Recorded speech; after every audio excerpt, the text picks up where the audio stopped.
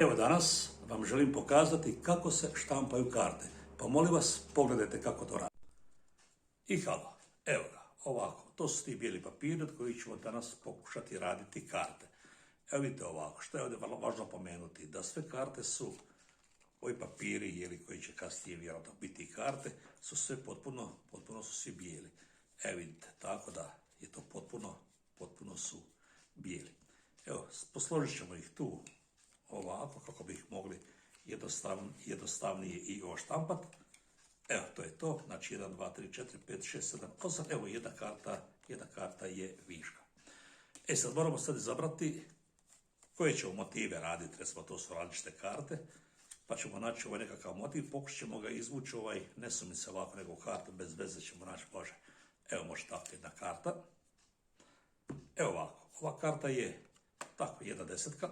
Pa ćemo s tom kartom pokušati raditi jednu opciju štampanja da sve karte napravimo da budu desetke. Evo pazite, molim vas, jako dobro. Najvažnije je kod štampanja da budemo jako oprezni kod ovog posla, jer kad napravite grešku ona se kasnije ne može popraviti. Pa evo vidite, idemo pokušati napraviti poleđinu ove karte. Malo ćemo ovako, vidite, i sad i ona se već, vidite, oštampa. Sad, idemo napraviti sa lice karte, to je malo teže, ali uspijeva. Evo ga.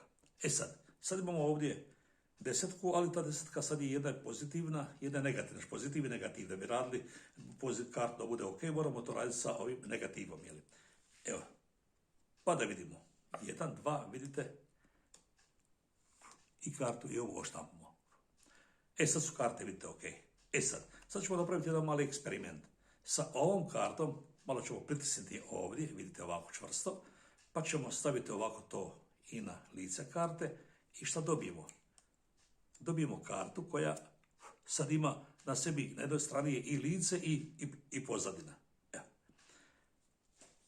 Možemo se malo poigrati ovako da vidimo šta imamo tu. Vidite, ovako. I sad smo štampali samo čošak karte, samo zato da sam je to tako nehajno uzeo, ali to nema veze. Važno je da kažem, recimo, da je štampanje vrlo specifična opcija rada. Vidite, kad bi slučajno kartu ovako zavrtili, šta se dogodi? Dogodi se, vidite, da karta postane ekscentrična, malo se zarogla. To isto nije dobro, tako da kad pravite karte, nemojte slučajno da vam se karta tako i okrene. Znači, kad uzmete karte, morate ih uzeti čvrsto, vidite, ovako, potpuno čvrsto.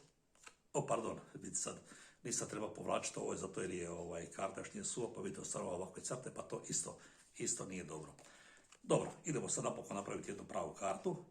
Ovako, vidite, lagano je uzmemo i onda je malo ovako da se osuši, ali to nije dobro. Znači, ako je ovako, tresite prema doli, onda vam sve brojevi, sve ovako spadnu i znakovi u samo jednu stranu, to znači isto nije dobro, tako da to nije dobar rad. Evo ga. Nadam se da ćete vi biti malo pažljiviji kad budete štampali svoje karte, a do jednog novog trika, molim vas, doviđenja, hvala vam, čao.